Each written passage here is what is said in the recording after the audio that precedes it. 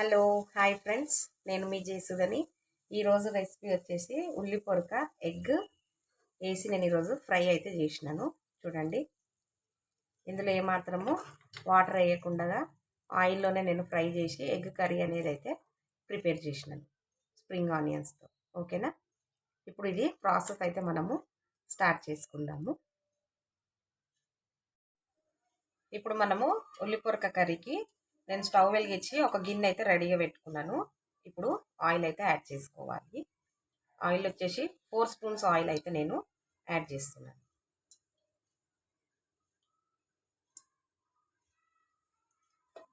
కొంచెం ఆయిల్ అయితే హీట్ అవ్వాలి.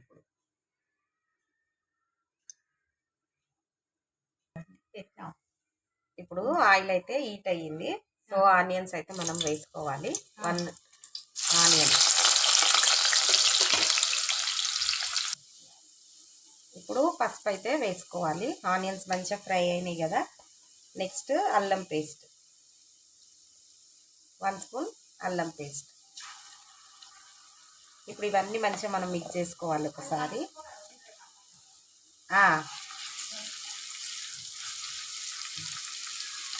ఇది కొంచెం సేపు ఇట్లా ఆయిల్లో అయితే ఫ్రై అయితే చేసుకోవాలి. మంచిగా ఫ్రై అయింది కదా. అల్లం పేస్ట్, పసుపు ఇవన్నీ ఇట్లా మంచిగా ఫ్రై అయినాయి కదా. ఇప్పుడు మనము ఉల్లిపొరక కట్ చేసి కడిగి రెడీగా పెట్టుకున్నాం కదా. ఇప్పుడు అదంతా మనము యాడ్ అయితే చేసుకోవాలి. ఓకేనా, ఉల్లిపొరకలో కొంచెం ఆయిల్ ఎక్కువ ఉండాలి. ఇంకోటి ఎగ్ కూడా యాడ్ చేస్తున్నాను నేను ఈరోజు. ఎగ్ యాడ్ చేసి చేస్తే కర్రీ సూపర్ అంటే సూపర్ టేస్టీ ఉంటుంది ఫ్రెండ్స్. ఓకేనా, ఇవన్నీ మనం ఇట్లా యాడ్ అయితే చేయాలి. ఇప్పుడు స్ప్రింగ్ ఆనియన్స్ అంతా వేసుకున్నాం కదా.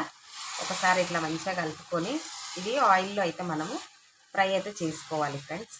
ఎందుకనంటే ఇందులో మస్తు వాటర్ అయితే ఉంటుంది ఈ ఉల్లి పొరకలో.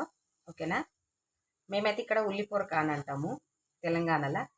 మరి ఇక వేరే వాళ్ళు ఒక్కొక్క స్టేట్లో ఒక్కొక్క లాంగ్వేజ్ ఒక్కొక్క పేరుగా పిలుస్తారు కదా.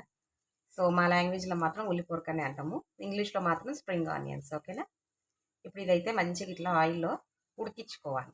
ఓకేనా, ఇది కొంచెం అంటే కొంచెం ఇందులో నీరు అనేది తగ్గినాక మనం సాల్ట్, నెక్స్ట్ కారము అవన్నీ అయితే యాడ్ చేసుకోవాలి.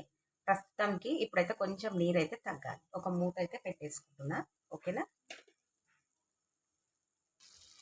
ఇప్పుడు చూడండి ఉల్లిపొరకలో ఇట్లా నీళ్ళు అయితే వచ్చినాయి కదా.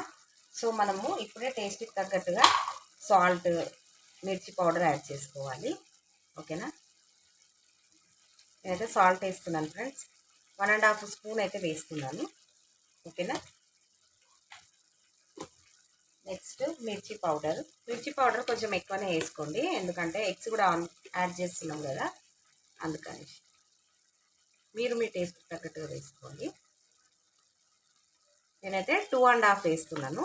ఓకేనా, ఇప్పుడు ఇవి మంచిగా మిక్స్ చేసుకొని మళ్ళీ మూత పెట్టి కంప్లీట్గా మనము ఉల్లిపొరకు అయితే ఉడికించుకోవాలి. ఉల్లిపొరకు ఉడకడానికి కొంచెం టైం పడుతుంది. లేతగా ఉన్నా కానీ దీంట్లో ఉన్న నీళ్ళతో ఉడికితే పర్వాలేదు. లేదనంటే ఉడకలేదు అని అంటే ఇంకొంచెం వాటర్ యాడ్ చేసి కూడా ఉడికించుకోవాలి మనం. ఓకేనా, నేనైతే అనుకుంటున్నాను ఇది లేతగానే ఉన్నది. సో దీంట్లో ఉన్న వాటర్తో ఇదైతే ఉడికిపోతుందని అనుకుంటున్నా. ఓకేనా ఫ్రెండ్స్, మొత్తం కంప్లీట్గా ఇందులో ఏమాత్రం నీళ్ళు మాత్రం ఉండదు. ఓకేనా, ఆయిల్లో మంచిగా ఇట్లా తేలాలి, అంతవరకు మనము ఉడికించుకోవాలి. ఫ్లేమ్ అనేది కొంచెం హైయే పెట్టుకోండి, ఎందుకంటే నీళ్ళు ఇంకాలి కదా, అందుకని. ఓకేనా,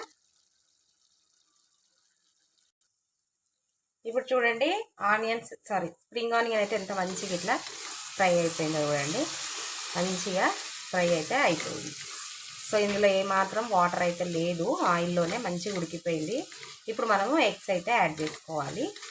ఓకేనా, సో నేనైతే ఇప్పుడు 4 ఎగ్స్ యాడ్ చేస్తున్నాను.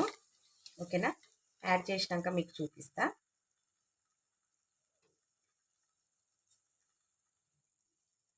4 ఎగ్స్ అయితే ఇప్పుడు యాడ్ చేసుకున్నాం కదా.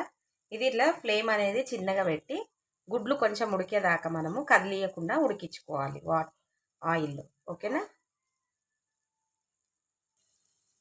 ఒక మూత పెట్టినాను. ఇప్పుడు ఒకసారి ఇట్లా తిప్పేసుకుంటా. ఫ్లేమ్ అనేది అయితే చిన్నగానే పెట్టుకోవాలి ఫ్రెండ్స్, ఎందుకంటే మళ్ళీ మాడిపోతుంది కర్రీ, అందుకని. ఒకసారి అంత ఇట్లా ఇచ్చేసుకోవాలి. ఇంకేమన్నా ఉడకలేదు అని అంటే కనుక ఉడికిపోతుంది. ఓకేనా, మళ్ళీ ఒకసారి మూత పెట్టుకుందాము. ఇప్పుడు చూడండి, మంచిగా ఎగ్ అయితే ఇట్లా ఆయిల్లో ఫ్రై అయిపోయింది. చూడండి, మీరు కూడా అందరూ ఈ రెసిపీ ట్రై చేసి మీ ఫీడ్బ్యాక్ అనేది నాకు కామెంట్ సెక్షన్లో తెలియచేయండి. లైక్ చేయండి, షేర్ చేయండి, సబ్స్క్రైబ్ చేయండి. Thank you for watching.